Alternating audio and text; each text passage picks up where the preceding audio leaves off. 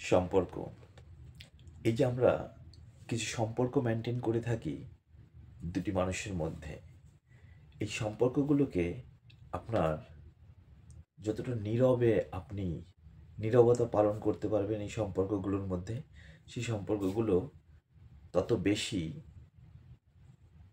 টিকে যাবে। কেন এই কথা বলছি? একটা সম্পর্কে যখন আপনি আছেন, সেই সম্পর্কের মধ্যে আপনি যদি নিজেকে চুপ থাকার, কথা কম বলার একটা জায়গায় নিয়ে যেতে পারেন, নিজেকে যদি সেই জিনিসটার সাথে মানিয়ে নিতে পারেন, তখন দেখবেন সেই সম্পর্কটা টিকে গেছে। কেন বলছি এই কথা? যখন একটা সম্পর্কের মধ্যে ২ টা মানুষ, একটা মানুষ যখন কথা বলে, তখন আরেকটা মানুষের উচিত চুপ করে শোনা। আর এই জিনিসটা আমরা বেশি একটা করতে পারি না। সেইজন্য আমাদের সম্পর্কের মধ্যে কলহটা তৈরি হয় বেশি। ঠিক আছে? কারণ আমিও কথা বলতে চাই, সেও কথা বলতে চায়। তখন ২ টা জিনিস একসাথে হয়ে গেলে তখন আর সেখানে সম্পর্কের মাধুর্যতা থাকে না। সেখানে সম্পর্কের মধ্যে কলহ সৃষ্টি হয়। ঠিক আছে? তো এইজন্য সবচেয়ে বড় জরুরি, আমাদের কোনো একটা সম্পর্কের মধ্যে থাকলে সেই সম্পর্কের মধ্যে থাকতে হলে আপনাকে অবশ্যই একজনের কথার আরেকজনের রেসপেক্ট করতে হবে, বা একজনের কথা বললে আরেকজন চুপ করে শুনতে হবে। কখনো যদি দেখেন আপনার পার্টনার আপনার সাথে কথা বলতেছে, আর সে হয়তোবা রঙে বলতেছে বা সেই কথাটা আপনার শুনতেই ভালো লাগতেছে না, কিন্তু তারপর আপনাকে ওখানে চুপ থাকতে হবে।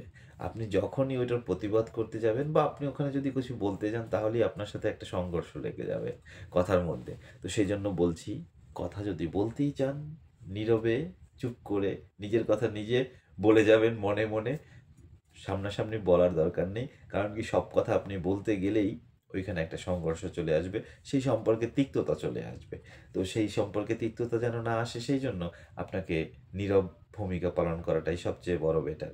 হ্যাঁ? এইজন্য কি হয়, সম্পর্কগুলো টিকে যায়। অ্যাকচুয়ালি সম্পর্কগুলো টিকে যায়। সম্পর্কটা থাকে। কথা বলাটা খুব বেশি জরুরিও নয়। ঠিক না?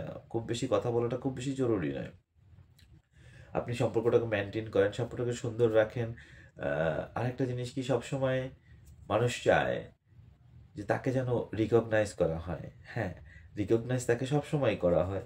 কিন্তু কেন যেন মনে হয় মানুষ খুব বেশি চায় যেন তাকে রিকগনাইজ করা হয়।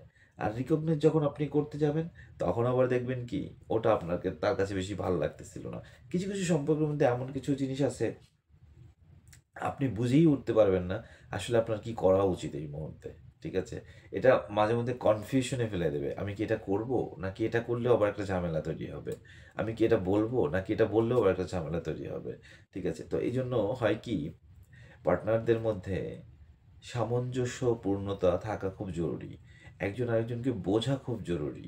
সেটা যার বেলাই হোক, একটা ছেলে একটা মেয়ের বেলায়, একটা মেয়ে একটা ছেলের বেলায়, যার বেলাই হোক, নিজেদের মধ্যে বন্ডিংটা খুব বেশি জরুরি।